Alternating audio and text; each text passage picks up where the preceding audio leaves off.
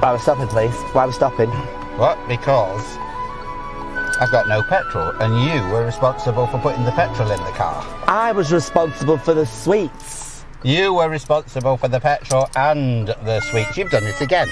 And now we're going to be late for all the children waiting for you to open the new orphanage, and you've let everybody down. So what are we going to do? Well, what can we do? We're going to have to get out and we're going to have to walk, aren't we? Walk? Oh, yeah, and don't you blame me. It's your fault, Belinda. So yes, we're walking. Come on. Oh.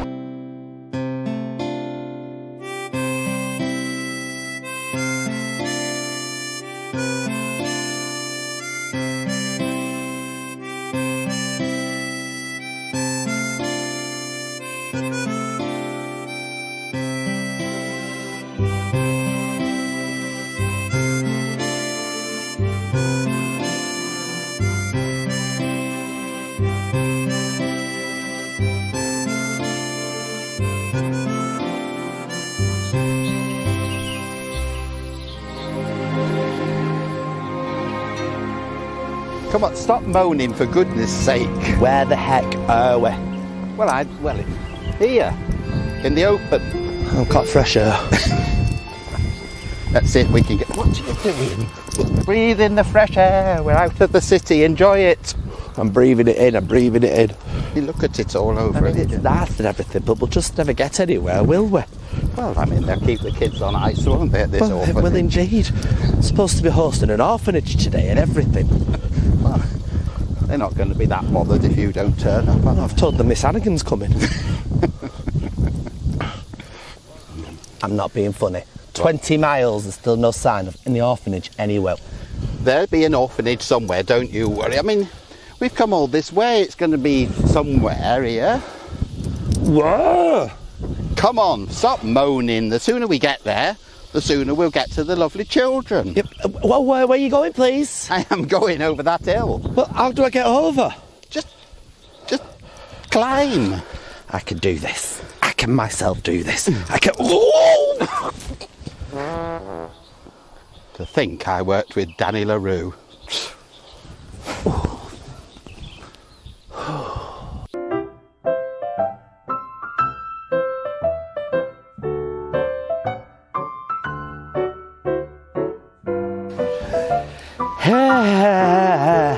What's wrong with you? We've been walking for so many miles and so much time, and I am exasperated. We've only walked 8 to 10 miles. 8 to 10 miles. 8 to 10 miles.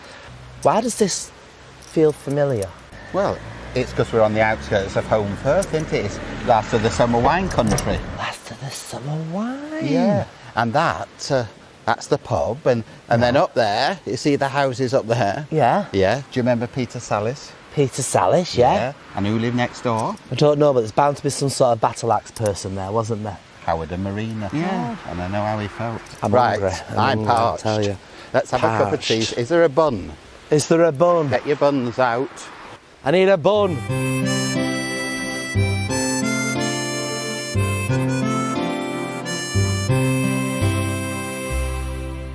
Well, joining us now is the one and only Mr. Parry Glasspool. How the heck are you? Welcome to the show. I'm good. Thank you. Thanks for having me. Tell us all about this wonderful performance that you're bringing us. Tuppence Across the Mersey is a period drama. It's set in the early 1930s during the Great Depression. It's based on a true story by Helen Forrester. Some people may know her from the books that she wrote and everything. About a family in the 30s who they're declared bankrupt, so they have to move from the southwest to Liverpool. How would you describe the genre of this production then? Is it quite hard hitting? Yeah, it's a bit bleak, but that's what life was. What life was back then, I guess. But we've got injections of humour here and there. But so you're excited about all this then? I am, yeah, because we started what is the sequel to this, By the Waters of Liverpool, in 2020, and we all know how that went. We got about 2 weeks into it, and then just chaos. And I hadn't done theatre since about 2012 before then, so it's been a long time. And how was lockdown for you then as an actor? What kind of happened? As an actor, it was pretty rubbish. For me, quite a bit happened. I got engaged, had a baby and all that stuff. But as an actor, it was pretty nothing. I mean, that's busy enough, isn't it? Yeah, it kept me busy, yeah. That's keeping yourself busy. So what attracted you to do this performance then and do this production? Well, to begin with, we just got offered it and it was nice to see theatre. Like, I haven't had many auditions for theatre. Like I said, I haven't even touched theatre or the stage since I graduated uni in like 2013. So I went straight into the world of soap. So it was nice to, really do something you could bite down.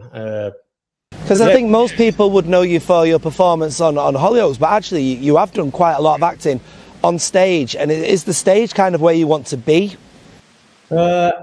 Ask me again when I've finished this tour, and I'll tell you. For now, yeah, I'm enjoying it. It's just a lot more like nerve-wracking. You get that adrenaline that you don't get maybe on like TV or like Hollyoaks, where you're doing the same thing day in, day out, with this safety. You got a safety net of doing multiple takes, whereas this is just this. Sounds fantastic. Where can we find this, and where can we get tickets for it? You can get tickets online at tuppence-to-cross-the-Mersey.com. It's going all sorts of places. So we're starting at the Floral Pavilion in New Brighton. We're going to Stockport Plaza. We're going to Blackpool. We're going to St Helens. We're going to Coventry. We're going all the way to Croydon. Then we're coming back. We're going to Liverpool, Epstein, and a bunch of places, Warrington. And yeah, so between September and mid-November, all of these are taking place. It sounds fantastic. And just before we let you go, why should people come and watch this show? Well, if they enjoy the books, because I know a lot of people have said they've read her books and it really touched them emotionally, so they can really see, just have it visualized for them, and just have the book come to life for them. But it's just also to get a taste of what life was like back then. I think a lot of younger people especially probably don't really know what life was like. Maybe they know what life was like around World War II, or everything that happened afterwards, because that's what you see more of. But you don't really see much of the 1930s. So it's quite an interesting period of time, I think. It's a bleaker and different type of life, isn't it, that people came into after World War II. A stranger time, but of course we'll be able to sample that as we witness this beautiful production. For now, though, thank you so much for your time, Parry Glasspool, and we can't wait to see this.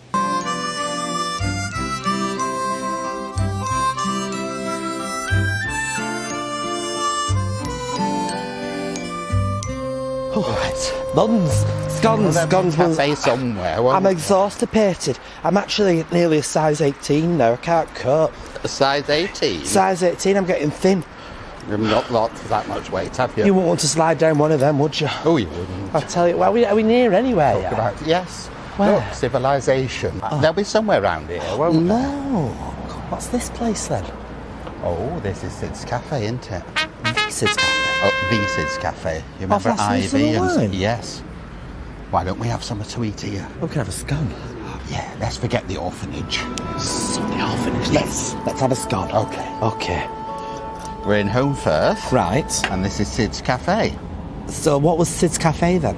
It was the main location in Last of the Summer Wine. Really? And whatever happened here then? What was it? What was going on? Oh, all kinds of things. All the ladies would come. Really? And have a gossip. The old men would come in to hide from the ladies. The women would find them. It was all going on. Really? All Absolutely. going on? It was all going on. So who was Sid then? Now, Sid owned the cafe, but he died in the series, so his widow Ivy then took over running the place. Right. And she used to have a bit of occasional help from Nora Batty. Yes. Who you've based yourself on, I feel. And they'd all come here and meet up. And the show was on from 1973 until 2010. Was it filmed in here? It was filmed outside here. They would go in, but they also had a double of the cafe itself in studio. And where was the studios? Oh, down in London, down at Down Shepperton. in London? Yes, down that there London. With everything that goes on around the north, and they went to London. So they'd film here in Holmfirth for several months, and then they'd go and do all the interior shots down in London. So why did it last so long then? Because it was so popular around the world. I guess it conveyed a particular type of Britain, eccentrics, the scenery, and from everywhere, from kind of South Africa, Australia, Canada, America. It's still shown all over the world today. So why did it stop? Well, a lot of the cast died, so they were already quite elderly, many of them, when they started. So Kathy's staff that played Nora Batty used to live a few doors down from me. And so she died before the last few series. And so I think they had to bring it to a natural close, really. Yeah, you couldn't really have Last of Small Why about Nora Batty, could you? Well, we could bring it back, couldn't we? Yeah. Does she live near here? Who? Nora Batty. She does. Should we go and have a look for her house? We'll have a look for her house, we'll finish this. All right, we'll These get are a this bit famous, down. aren't they? Oh, they are. Hey. Delightful. Come on, if you want to see this house, it's this way. I do want to see it, I'm excited. I love a wrinkled stocking. Well, I can see. Right, here we are. It's all very Last of Small Why. It's like Hollywood, isn't it? Isn't it? Well, upmost, you've had me walking some trek today, you. I'm exhausted. Hey up, Compo's house. That's Compo's Compo's house. house. Yeah, and then And that? Nora lived upstairs, didn't Nora she? lived where? Up here. There we are. Well, isn't this quite amazing?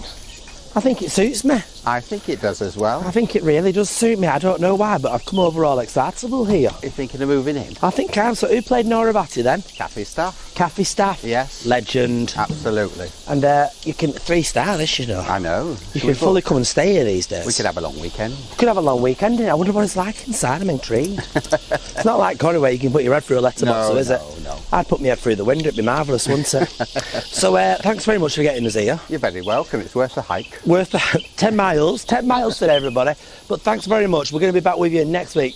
Thank you so much for watching this week's episode of Your Manchester.